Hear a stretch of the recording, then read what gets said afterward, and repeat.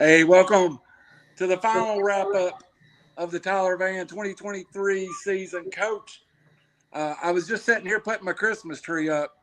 It's hard to believe football's over and we're into Christmas season. Yeah, it's after about 2 days, I was bored. To be honest with you, I was ready to get back at it. So I know the upcoming seniors were too. We actually started back pretty quick because uh, that was their idea. They was ready to go, so we started back, did some stuff to get ready for when we get back from Christmas break, which will start um, the off season and get us rolling. So we're excited about that. I'm really proud of what this group was able to accomplish this past season. It was a special run, and the last 2 years these seniors uh, leave out playing in two third rounds, two second rounds, winning a region, playing in a state semifinal.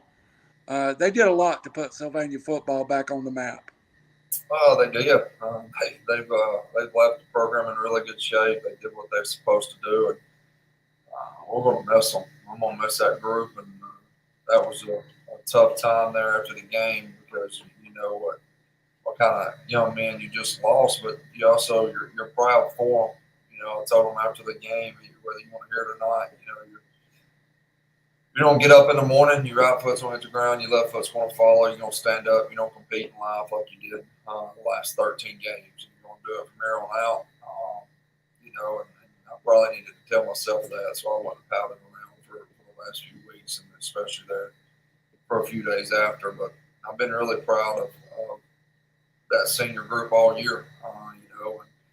A few plays away, a few seconds away, and it wasn't a lack of effort, it wasn't a lack of fight. I thought our guys fought all the way through the game and lost to a good football team that went on to play in the state championship. So nothing to hang their head about. They won a region championship, I think the toughest region in the north, and they went undefeated through it. They went 7-0, which that's a lot to be proud of there in itself. And losing two games with under a minute out of the three, and then losing the five. So two of the games you lost with less than a minute left on the clock. So games could have went either way. All of them could have.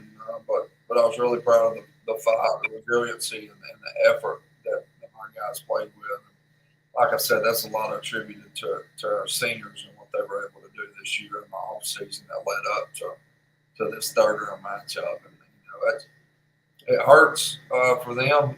After a game, they're upset they played the last game, but they know how much work they put into this opportunity, and it's just come up a little short. Hurts, but man, they're going to remember that ride. They're going to remember that semifinal ride for as long as they live. And I'm going to remember it. And, we're going to do our best with this next group um, to make that last one. And Coach, don't let's not talk about all the bad. Especially want to talk about some of the good. But of the teams you lost to, every one of them was either a state finalist, a state semifinalist, or a state champion. That really says where this program is competing at when it's competing at that level with those teams. And those games were a hair's difference. So I think you I asked Coach Benefield this one time later on in his career, and he told me that, he had to learn to win as a young coach. The last 3 years as a young coach, you couldn't ask for a more better school to have been in than at the level of football that you've played at as a football team. And I'm sure you're a better coach today than you were 3 years ago. Yeah, I'm going back. I'm thankful that I had the opportunity that Mr. Kirby gave me the opportunity to come here, because if it had been up to anybody else, I wouldn't have been here. So that's all thanks to Mr. Kirby. And then when I got here, the support that we received from the community and the administration was great. And we was able to implement a lot. We was able to do a lot in the weight room, and I thought our guys I think the culture is where it needs to be. I think our guys expect to win. Now they, and it started there week 3 against Fyffe, I think, in year 1 when it kind of flipped. I felt like if you could put everywhere, kind of they started believing and I've been really proud of them, and they've worked their tail off since then, and I think the program's headed in the right direction. And, I'm extremely happy to be the head football coach at Sylvania, and we look forward to next year. I ain't got over this year yet. I probably won't ever get over it. Won't ever get over that loss. Every one of the coaches, and when I talk to them, I had coaches call and check on me and stuff, and one thing that they always say is the losses you'll remember more than you remember the wins, and so, but it's going to stick with me a long time, and it's going to sting, but I'm also going to be very proud of what those seniors and this entire group, freshmen to the seniors, were able to accomplish. We're going to make some tweaks in the program. We're going to do some things different to try to find a way to get over the hump next year, because that's the goal every year, is to make that win the region championship, make a run to the final. So we got to find a way to do that. And I do think we're on the right track too. Howie, I'll come to you after this question about some of the Madison Academy stuff, if you want to discuss it. Coach, there is a realignment coming out Friday, so you will know where you go, who's in your region, I think Friday. So it's Monday. What? It may be Monday unless they changed it. They change it? No, you may be right. I've said Friday all day, and I think I've been corrected twice already that it's Monday. I think it's the 18th. Okay, on the 18th, do you you cannot possibly know the answer completely, but do you anticipate any changes? I do actually. I think there will be some. I don't know which way we'll. The only thing is, like me and Coach Davis was talking today, the only thing we know for sure is that Sylvania and Geraldine will be in a region together. That's the one thing for sure that we know. So, and from there we have no clue. So it could go either way. And just when you think you've got it figured out, the state will do the opposite. So the only thing I know, we've got our non-region nailed down, as long as we don't have anything change with the region as far as one of our non-region, like Fyffe's week 10 for us. If they were to go to 3, and then have to find another week 10. But right now, we're locked in with all of our non-regions. So that's always good to be done with that. Now it's just a matter of finding out who's going to be in a region, if it's going to be a 17 region or 18 region, or another game or whatever. They completely fooled me the last time they did this. I thought you were going one direction, you went another direction. So we'll find out Monday together. Howie, you want to follow up with Coach a little bit? Yeah, Coach. You want to go ahead and tell about who the non-region game is going to be? Well, the two for sure that I know is locked in is Pisgah and 5 and 10. I'm waiting on the confirmation on 0. I think it'll come out soon, but we're planning on playing North Jackson there week 0. So that's not 100%er. North Jackson's not 100% locked in, but I feel very confident that it will be. Good deal. Let's go back to the Madison Academy game real quick. A few questions. It seemed like to me it's very hard to tell really how fast and how quick a team is. And when you hit the field against them, it seemed like they might have been just a little bit quicker and faster than you anticipated. Yeah, they were. It's hard to prepare for that. I don't know how you prepare for it. We don't have guys running around that we can put on the scout team to mimic that look. So you kind of gotta adjust on the fly. We knew that was going to take place early in the game. That we was going to adjust to their speed, and I thought we did a good job of it.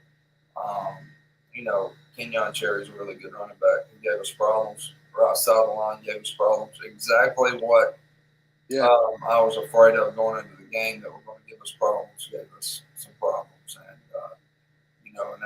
they made plays.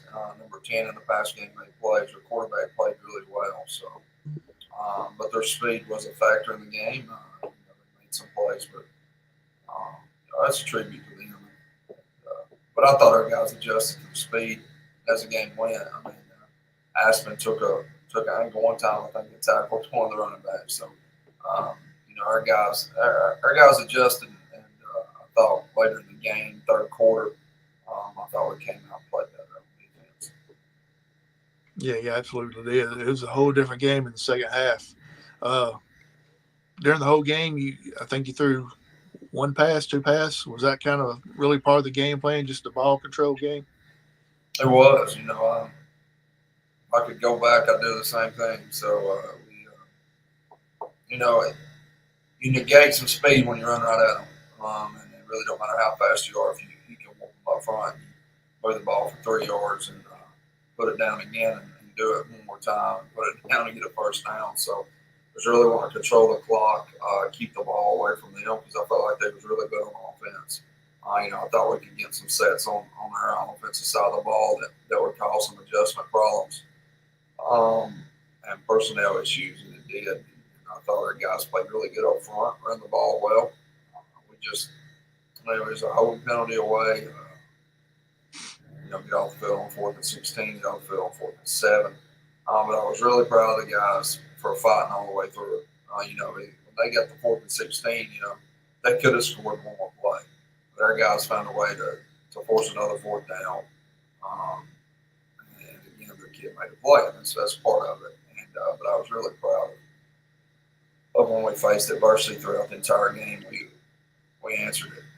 We were driving that last drive. I felt really confident that we were going to be able to ice it, and finish the game that way. We had a holding call to our sideline, as an iffy call that you don't get that many times, really, to be honest with you, especially your sideline. And then we answered with we had one assignment hiccup up front on that next play, so you follow that up. Kind of got behind the chains there when we was rolling. I think Aiden's run on the holding call, he got a first down. We're going to be able to start running it again, running the clock again. So, but again, it's not the referee's fault. It's not. I mean, it's just two good football teams, and sadly, one has to lose at the end of it. Yeah, absolutely. And Coach, let's talk about the crowd that came out and supported the Rams, not just that game, but all season long. It was a big difference being able to bring a good crowd like you did that night. Yeah, it was. Honestly, I wasn't able to.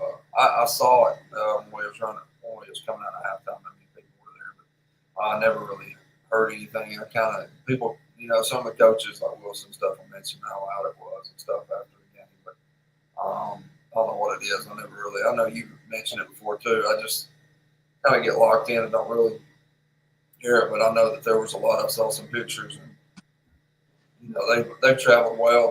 They love football, and our community does a really good job of traveling. I'm thankful for our football team's thankful.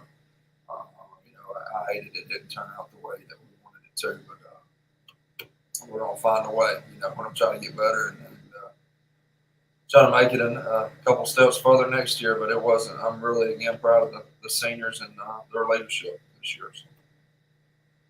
A little gamesmanship that Madison Academy played that night or earlier that day and probably the day before about the field being as wet as it was after us being in a drought. Have you ever seen that before? No, it was interesting, to say the least. It's kind of like Coach Smith when you went over to Piedmont and he had the heater turned on during the middle of the summer there, and I was just surprised at how wet the field was and how muddy and everything. But it didn't seem like it affected y'all any. Y'all took care of the traction pretty well. Yeah, we actually stood up better than I thought we would. You haven't seen that Bull Durham movie? They can get rain delays in a lot of different ways. It looks like they kind of got a rain delay Thursday night, so all you got to do is turn those sprinklers on. That's right. Yeah, it was a great season. Like y'all talked about earlier, the 3 losses came to 2 state final teams, 1 state championship team, and then a semifinal team. And if everything works out like we kind of anticipate with the numbers and all that, you'll be seeing these teams again next year. Yeah, and we'll be in another region, another tough region. no matter where they put us. We got 12 seniors coming back. So 12 juniors going to be seniors. Excited about those guys and excited about this upcoming team. And they're going to work hard. We're going to get ready to go. And I think we're going to surprise a lot of people. We are losing a lot. And I'm going to be able to write a lot on that board all year, all summer about what people think about us coming up. And everything I hear, I just kind of, even coach, you're losing this, and that. I just kind of write it down because I'm going to definitely mention that to the guys. We're losing some good football players and some guys you don't want to replace, but you have to do it every year, and it stinks, and that's just part of it. I've been dreading losing those guys all year because they've done a lot for this football program, and they'll always be a part of this football program.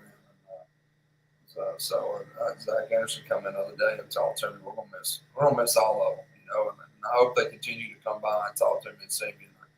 I've seen a lot of them over the last few weeks since then, especially the Coolies and all of them their first period. So we're gonna miss those seniors a lot, and but I'm excited also about the future of Sylvania as well.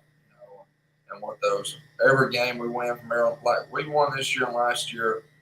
And Brody Smith and Sawyer Hughes and Xander and all those guys in that senior group, Brett, all of them, in my eyes, was a part of both of those seasons because they started something that they were able to help change something there in how we do things and lead. And it started right there. And then, last year with Braden and Brant, Haygood and Cogan, and this year all our seniors like that. Every year from here on out, I want them to feel like they're part of this family, and they are.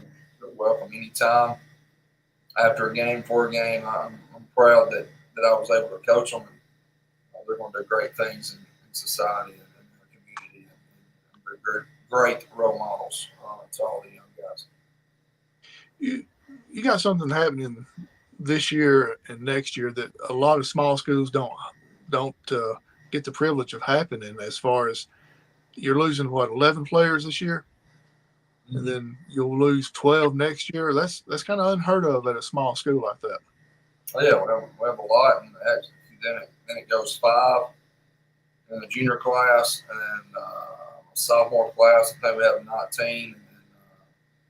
A huge class on sophomores, and then when you go freshmen, we have, I think back to, I forgot what, 8 or 9, whatever adds up to about 47. So we have a big sophomore class, smaller junior class, and a big senior class, and then our freshmen's pretty average. So I always try to get 10 per class as the goal. Ain't always possible, but it would be nice. Excited though about, again, the future. There's always guys that step up that you don't think will. There's always guys that get a lot better that you wouldn't think would do so, and it's because of that room. 2 rooms over, that weight room. Amen. So there's going to be a lot of guys that just want to play and make a lot of plays next year that people don't really think that will. That us and coaches are counting on that we think that they're going to. So, and we hope everybody all across 3A North thinks that we want to be way down next year. It just helps fuel the fire a little bit. I'll pick you last at media days. Yep. This will be my last question and turn it back over to Randy. But you was talking about players that got better and may have surprised you. Could you or would you talk about 1 or 2 this year that really surprised you, that played more than you really anticipated? Yeah, Holden Henniger is somebody that we're really excited about. I'm really excited about. Our coaching staff talks a lot about. He's like a year ago. I wouldn't think that. I told the coaches it'd be tough for him to, unless he gets a lot better, so he'd feel a lot to his older kid. Man, he's proved me wrong. He's worked really hard, gained a lot of weight, done what he's supposed to do, and the number one thing is he plays as hard as he can play every single second he's on the field. I've been really proud of him, and he's already back at it, working hard now. That's a guy that I think is going to shock a lot of people next year with how well he plays. at the end. And there was a few guys we could talk about. That guy stands out. Like that made the biggest jump for me and the entire coaching staff from last year to this year. And he's got the height, he's got the size, and he's going to gain more weight. And so that guy was the one for me this year that made the biggest jump. And I thought Pritchett played well at corner this year, and he's going to play. He'll be able to play some more receiver next year. And, I'm excited. A guy that you didn't see a lot in the games that got a lot better throughout practice time this year was Clayton Brown. He got better. He did a lot of scout team stuff for us, and he was a junior. He did a lot of scout team stuff for us. And he got better every week. And he's one of them. He's one of them that he got a little bit better every week, and he was tough to keep off the field. To be honest with you, and if he kept playing, he was about to start seeing, I think, some more reps in the slot out of Tampa. I mean, the dude, he was just getting better. He was tough to keep off the field. Started putting him in on some special teams, but his route running and going and getting it when the ball was in the air during practice kept getting better and better. So we're excited about number 6 going into next year. I said that'd be the last question, but let me follow up with this. Getting out to a lot of the big leagues that you did this year, being able to play a lot of these other players, how much does that help moving into next year? I think it helps a lot. We was able to, like, Noah McKeon scored this year as a freshman, a couple of touchdowns. I think maybe one, I know for sure. Clayton was still able to get in there and get some game time reps. I had an interception against Winfield. Lucas Bushel was able to get some varsity reps. And we was able to play some JV games too this year for the first time that we wasn't able to play since I've been here. So we weren't able to play in year 1. Or year 2. So we was able to play some JV games this year that was just going to help us moving forward into next year and getting guys a lot of reps. So, and there's some guys that didn't play this year that was hurt, that was injured, that we were frustrated about. And we wish had like Matthias Dukes, number 7, hurt his knee there first day of full pads this year. He's not even back for basketball yet. I think he's back to where he can start going 50%. So he's a really good body, very athletic, runs really well. He's going to help us a lot next year. We're excited about him. He's a young guy. He's going to be a sophomore. And Cade Wheeler, I think, can be a future linebacker for us. And he went again. He wasn't going to play on Friday nights much this year, probably. But he missed JV reps, and he missed some reps that we really want him to get. We're excited to get him back in the weight room and squatting and rolling for next year to get him ready to go. And, we got some young guys coming up that we're also excited about. That we just got to get out there and get to work, and get in that weight room, which we're never not in the weight room, but get out there and get rolling and get better. So there's some young guys that is going to turn some heads next year, I believe. Like I said, I can't pick out the ones like Hohenhager. You never know who they're going to be, because I wouldn't have picked that guy. I would have picked him probably about March of last year. May, I wouldn't have said he was going to be that good, because I could just tell the way he was working, he was going to be better. And he just kept getting better and better. Coach, he went down there with Coach Arnold. I sent him down there. Coach Arnold gave me, after a day, he kind of looked at me like, hey, maybe he just kept getting better and better. He was jumping in and getting reps, and ended up finding himself on the field a lot for a sophomore on Friday night. With as many juniors and seniors as we have. Like you said, we had 23 juniors and seniors this past season. And you're a sophomore finding your way on the field. That's tough when you have two good classes of juniors and seniors. So, but that will help. That and playing JV games is a big deal. Go ahead, Randy. Coach, we've got a little distance since the season, and we took a while to kind of just sit here and kind of some sickness, but you also took a trip down to the Super 7, where a lot of the coaches are at. What's that experience like down there for you as a coach? I know you're not down there. I mean, I know you're going to watch the games, but you make a lot of contacts at an event like that too, do you not? Yeah, I enjoy. Man, like the first night we got to watch a really good 7A game, Thompson Central, and so we got to sit up there and I got to catch up with some friends at Arab and sit up there and watch the football game, and then the next day I got there about 10:30 for the 3A game, and I didn't even leave until I think we went and grabbed something real quick between the 1A and 5A, but I just stood there and we was like, well, you run into a bunch of guys that you know, and you meet new coaches, and you're able to talk a little ball and watch football. It's really a good time. My wife she don't get mad. I go down there, but it's been a long season, and then I'm gonna take off for a couple of days and go down there and stay. But no, it's you make contacts that you may need down the road. That they may need you or you may need them. So it's just really good to be able to talk with some guys that's going through the same stuff you go through. It's everywhere. That's one thing you find out when you talk. People deal with stuff everywhere. So, I mean, you got Sarah Land's head coach taking a lot of heat for his decision. The dude's coaching in a state championship game and makes a decision and that if he wins the game, everybody's fired up about.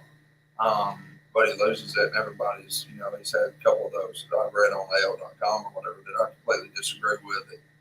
That people in high school football are that calling for somebody's job. That's kind of ridiculous. The dude just went to a 7A state championship game, won it last year, took his team to the final seconds, and decided with his group of young men that, hey, we're going to go for a win right now. And, it really ticks me off pretty bad that we have idiots, that many idiots out there in the world that's willing to bash a guy over a decision that he's paid to make. That if he wins it, everybody's happy, and that's why he gets paid the big bucks. I mean, that's a good call in my opinion. I'm aggressive. I like going for it, and nobody knows the situation with the kicker. Like, we don't even know what was going on. There may have been something going on we don't know about. But it's not our job to question them, in my opinion. But just to be able to sit and talk with coaches and answer your question that deal with the same type crowd that we deal with all the time is kind of relieving to hear the stories that they deal with. To be honest with you, just kind of makes you feel good about yourself that you ain't the only one dealing with stupidity sometimes. It's part of it. But that Saraland deal, it got me all fired up. That Saraland deal was, man, the coach shouldn't have to deal with something like that. He's coaching the state championship game, chance to win it, won one last year. Ranked number 13 in the nation. Beat Lipscomb, a private school that plays IMG in schools as a public school. Saraland is one place where if you ain't happy at that coach, you need to go somewhere else then, because I watched that game because I was so interested. I kind of followed Clay Chalkville anyway, and I thought that was one of the best high school football games. It was a good game that I'd seen in a long time. Jason Corbin wanted to know if you run into Pat or Bo. I assume Nick's at the state title game. I didn't see him the next 2 days. I saw him when they won it, obviously. And Saraland was 6A. I said 7A 3 or 4 times, but 6A. And like you said, Clay Chalkville was a really good football team. Yeah. They had dudes all over the field, both teams, and D1 prospects all over the field. It was a really fun game to watch. And, 2 good football teams and 2 good coaching staffs. I think they did a really good job. Coach, having went through this year, which this year I think last year was kind of a different expectation coming into the season. But when you walked into this year, you knew the target was on your back, and it was really a different feel from our end doing the show each week. Did you conceive it was different, that the expectations, and even at Media Day, I asked you about expectations, and you said, we don't care about expectations. But outside of that football room, did some of the expectations ever enter your thoughts, or do you just really block that out? All right, man. I'm trying not to even worry about it, man. So we try to block it out because we know that we have to control us, and it really don't. I think you want to be at a place that has expectations because you want to win, obviously. And if you're at a place that don't have expectations, and they probably don't really win that much. I mean, they want to win, but like at Fyffe right now, the expectations state championship. Yeah. You need to win more, and if you don't, it's kind of like bad year, which it would be. Not in anybody who had sense, that sometimes Coach Minifield, he's going to take a team one day that's probably going to make the max they could win is 8, but he'll probably find a way to win 11 or 12, which is a great year. They made the quarters. Some people might think that's failure. No, it's probably one of the best jobs he's done if that was to happen. You know what I'm saying? So, but I like expectations, and I think that when you have expectations, that means you've done something to create them. So you've done good things up to that point to make people think, well, they should be here every year. My goal and our goal as a staff when we do start in January when we have our first meeting is we want to maximize the number of wins we can have. So if we can win 8, we want to find a way to win 10, try to win 2 more, 1 more than we're supposed to. And the last year we felt like we could win every one of them, and we was in every one of them. And this year we're going to have that same mindset. I feel like we do what we're supposed to in the off season to stay healthy. I think staying healthy is even more critical this year with the depth of, like I said, we have 5 juniors. So, some depth issues can put some young guys playing early. That's part of it sometimes, but we're not to stay healthy, and hopefully the season sets up to where we have some games early in the year that's not. We don't want to play her. This is one of the years you don't want to play the best teams you're going to play early, in my opinion. For us, we kind of want to get guys some playing time, get them used to playing on Friday night. But if it does, that's just how it's going to fall. We're going to find a way, hopefully, to win the game. But I'm excited to see these young guys grow. I'm excited to see our seniors. I'm like me and our coach when I was talking. I think we're going to have a lot of leaders in this group. I think this year we're going to actually probably have an alpha male in there that's going to control everybody. I don't know if we've had a true guys like that in the last 3 or 4 years. Not like I think we're about to have in there, because I think we got a few guys that'll talk and get up on your skin. Like I said, last year towards the end of the year, we had guys coming on doing that. And that 51 was one of those guys that was coming along and saying stuff and backing it up. And 51 could do it because he was something that people don't think about. Y'all are not at practice every day. And every day was game day to 51. And I think that's the most impressive part about 51. And the thing I'm going to miss most was that guy every single day was the best player at practice because of the mindset he took to practice. Like every rep was a game rep. And, there'll be a school out there if they'll take a chance on him and be lucky to have that guy because he's going to give everything he has no matter what. So we're going to miss all those seniors. They've left their mark again. Like I told you, there wasn't as much getting on about little things in there because they took care of it. And I know these seniors are going to do the same thing, and that goes all the way back to Brody Smith and that group. Brody Smith and Sawyer was the 2 captains that year. It goes back all the way to that group that they kind of helped lay a foundation that's hopefully going to continue to build. And I think we're building, and I think it's continuing to take off. I mean, there's nothing to be ashamed of for them guys that got beat in the quarters to a state championship team. They were 19 seconds away from going to the semis. I mean, they were that close in a few different plays, and we're there. So against a really good football team, against a really athletic football team. So really proud of them. Again, I can't say it enough. I'm very critical of myself and our staff and how we can get better. I'm really proud of those guys. Howie, last question. I'll come to you. You said the staff, and I think part of your secret, or I don't think it's a secret. I think any successful program has some staff continuity to it, and I think that's a big part of it. And you've even talked about that. And this year, I think publicly it's been announced quite a bit, and Coach Clark, a big part of your staff, is going to be stepping away to take a head coaching job at Gadsden State. And you've had some warning that this was coming, or is this something that if you can't comment now, I understand, but what will you do with that coordinator's position? Do you know yet, or is that something you'll decide over the next few weeks? I'm probably going to start over the next few months, actually. Coach Arnold does a really good job, and no matter what, he may be the guy. We talked numerous times about it. We're going to have a spot, hopefully, to hire somebody. So I'm going to open it up and talk to some guys, but I'd be very comfortable with Arnold doing it. He's talked about it, but we know that, to hire somebody, it'd be easier to hire somebody, quote unquote, as a coordinator. But Arnold's going to have a big part in it no matter what. I trust Coach Arnold. I know he has my back, and that's a big part when you hire somebody. You got to trust them. They got to trust you because you're going to go to war together. You've been a part of it. I never understood it when I was assistant coach. You get guys, you would see it happen. They would go in, staffs would clear. You see it all the time in college, and they hire their guys in.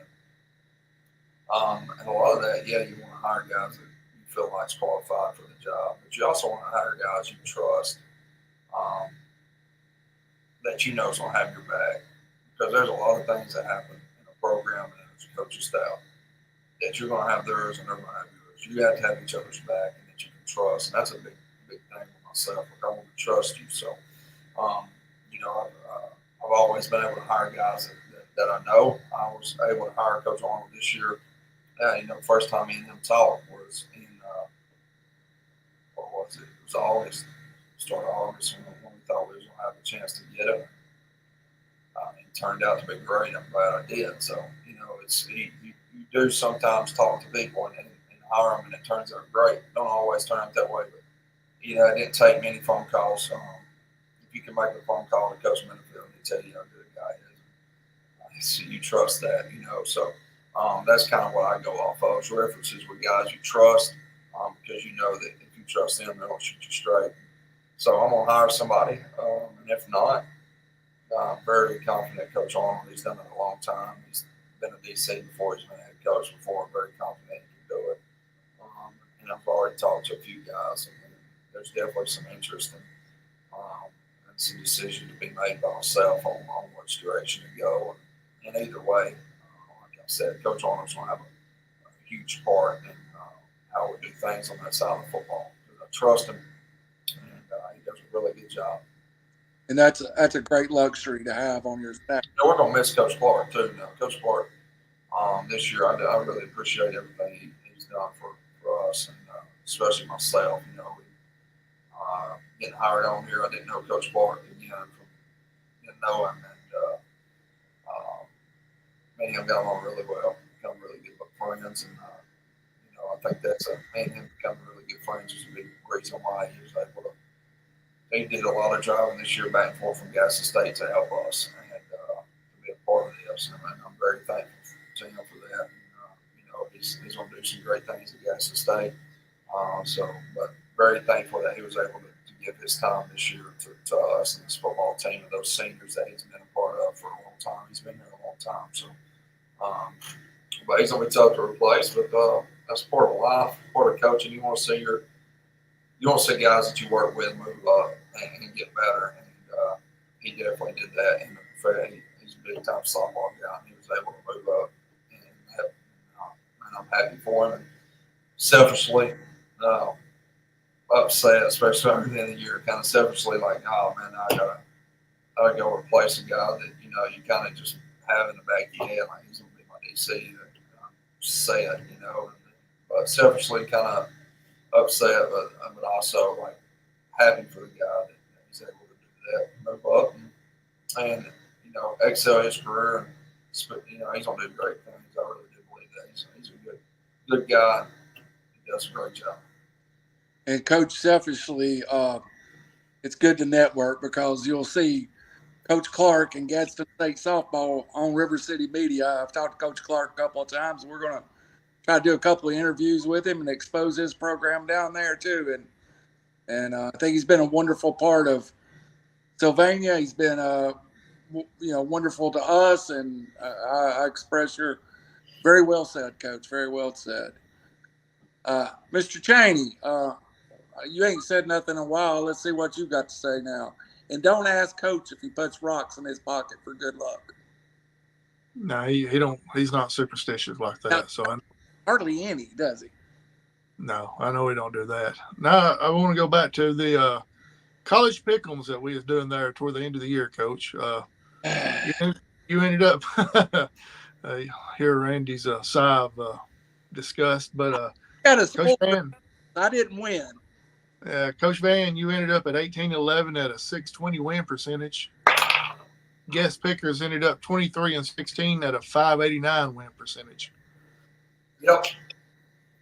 So, Coach Vann, congratulations. Real easy. I know you had me picking Tennessee every week. Yeah, that made it easy when you kept putting Tennessee up there. Easy L's. So, my question to you is the Final Four coming up, pretty New Year's Day and all that. Let's hear your picks on that.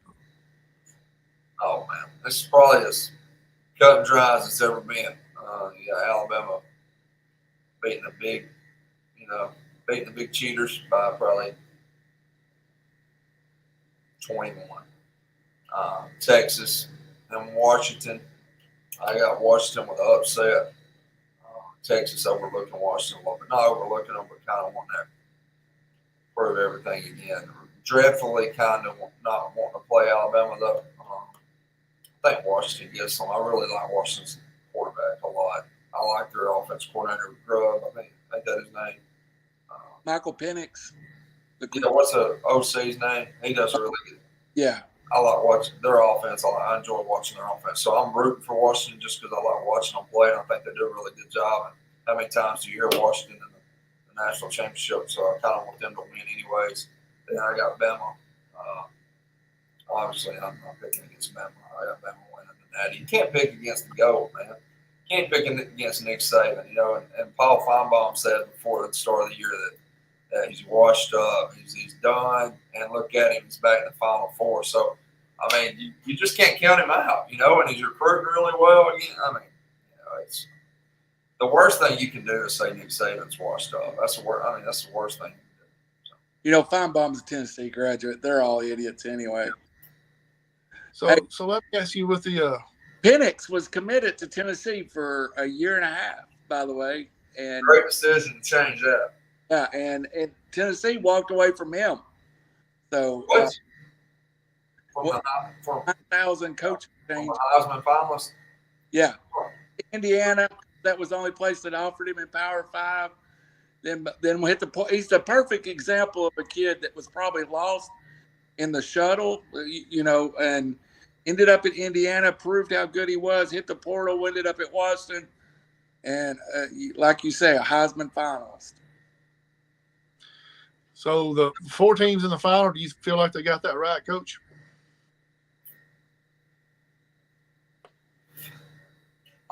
If they're going 4 best teams, no, they didn't get it right. They left Georgia out. If you're going 4 most deserving, they didn't get it right. So, I mean, I felt like if you went with the 4 best teams and Georgia just lost, yeah, they got it right, I think. But if you go with the most deserving, and the criteria, according to the criteria, I do think that now the written criteria, they got it right. When they have it written in there, an injured player can change, a decision. And it's not just an injured player. I mean, it's a quarterback that was possibly going to be a Heisman finalist. And I mean, that's a big deal to their offense. And anybody that watched the ACC championship game couldn't really think they had a legitimate chance of winning 2 games in the playoff. Now, would I have been mad if they didn't as a Bama fan? If they did, yeah, but it wouldn't have been irate on Twitter or nothing. They won 13 games, but I was just glad. I felt bad for the committee, man. That's tough. This was the toughest year. And if you go back, and the ACC would have voted to go ahead and have it this year, they're in. So they kind of did it to themselves a little bit now, but they 100%. there was a good team going to be left out no matter what 100%. this year. But You're I don't know which way you go. I think if you're putting the four best, though, they weren't going to put Georgia in. I think they put the right four in, but they didn't put the. I don't know. I say most deserving. Alabama beat Georgia, the team that you had number one ranked all year. Alabama beat them and led pretty much. Second quarter on, led the game. So I don't know. What do you think? Right? Hey, Coach, I got a question to ask you, and this is legit. From the second half of the Tennessee game, there was something that team was different from, Tennessee kind of dominated that first half. And then that Alabama team that came out in the second half till the end of the season was different. What could Nick Saban has changed that in halftime? Tennessee, they go in down 14 or 10 at halftime and then just dominate the second half. And then the rest of the way out during the year, except for Auburn. And then Auburn, it was the same thing. Am I wrong to say this is maybe Coach Saban's best year as a head coach? It was good. I think he's pushed the right buttons, to be honest with you. I think the South Florida deal was planned, I think the plan of not playing him and playing other guys, you could see if you watched the game, you could see that team was kind of disgusted and things about the quarterback situation with Milroe not playing. Like that's who they want to play. That's the guy that's their leader. And then you read stuff, and Milroe is the leader in that locker room. They played him, and he just kept getting better and better. I think a lot of us do. Milroe got better. Defense has played good all year. Defense has been really good. I think Saban's just and the offense has changed from the start of the year to now. Like Coach Reese has changed a lot of what he's been calling and with a quarterback run game and getting a slot out for a lead block on it. Like you don't see, like they was pulling the other day. I think it was. I know they was pulling a slot and a receiver, so they had a wing in the slot, and they were pulling both of them back out the other way and, for a quarterback lead. So they was faking one way and following two out. You don't see that a lot. I hadn't seen that from them all year. And then the two plays they run plays with a quarterback there at the end, they hadn't showed this year much. So they Coach Reese has done a good job, I think, too, as well. So and he took a lot of flack early in the year, but you know how fans are, man. I have family that's like that too. They'll text me about it, but they like give them a chance, man. They're playing with a brand new quarterback, their new offensive line, and they kept getting better. And obviously, he's recruited well enough from here on out. Like he's playing with 3 stars. I mean, he's got 5 stars everywhere, so they're going to be good every year. And I just think that they finally meshed together and started playing really good football. You look like a different, from the whole South Florida game, the first half of the Tennessee game to the second half of the Tennessee game, that football team grew up as fast as I've ever seen one over a 8-quarter period that, they were almost untouchable. Now, credit Auburn for what a great game Auburn played in the Iron Bowl. So that was another gut wrencher that Milroe. I think that established Milroe's legacy right there. So I didn't mean to get off on college football, Howie. You brought it up, and I think this is the one time I'm actually pulling for Alabama a little bit. But pull SEC. Normally I don't, Coach, but I just really think this team there's something special about this Alabama team this year. I think they really have pulled together as a football team. Coach, with all your influence and everything, you're finally bringing Randy into the good side. Over to the. You can hear it. Hey, wait till we get you in Knoxville next year. I'll have me a video to make for you. So. Yeah. Go post on the river. Leva or whatever his name is. Go ahead. Coach, I want to thank you and your players and the players' parents for y'all coming on here every week. Been hospitable with your time. Y'all could have been doing anything else, but y'all come on the show. Me personally, I appreciate it. I appreciate you allowing me to be a part of your team this year, and the players treat me like I was one of the people on the sideline, as far as like I really knew what I was doing when I didn't have a clue. Uh, but I thank you and your players, Coach. I appreciate it. Thank you guys for doing it every week, and couldn't do it without you guys. And, keeping stats and Just Tennessee. We have a Tennessee fan on set. It's still pretty fun every week. And even though every week's not a win, you don't get to talk about wins every week. It's still good though that we get guys on set. it's the Tennessee guy remembers to send the link to the show. That really helps a lot too. Coach, I want to follow up with what Howie said, and maybe somehow when you do football banquet, we can get all the seniors to give us a final word or get it videoed somehow. I won't put you on the spot to bring them all, name them all off, but I sure would like the opportunity one more time to give them a chance to say a thank you to the community and the program and stuff. So I'll talk to you about that offline, but it'd be something nice, I think, to just give them one more chance to hear on the network, to be able to talk about their experience. That'd be good. Y'all are welcome to our banquet too. We get it set. Y'all make sure y'all. Hey, Howie's gonna be there anyways. Randall. Yeah, I like food, Coach. If you're serving food, I'd probably be there. I'm fat kid. Coach, we're going to do it again next year, and during the summer, we'll drop in every now and then with some updates. And I think we try to do it about once every couple of months to start with, and again get once a month as season gets closer before we go once a week. So everybody, keep you tuned here, and I'm sure we'll have a lot of updates. And Coach, here's your favorite time of the year. Every position's a wide open battle. That's it. Yeah. And, it's gonna be. We have a bunch of spots that can be filled by anybody. So we're really excited about that. It's always good. And I think that at a bunch of spots, there's multiple guys that right now that we think that could end up there. So very excited. Howie, you got anything to close us out tonight? Because I tell you honestly, I've done took enough Tennessee abuse for this program tonight.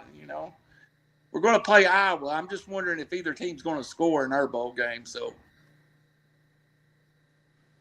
Coach, let's end it on this. Coach, what's your thoughts on the Tennessee-Iowa game? Because Randy's wanting to pick it.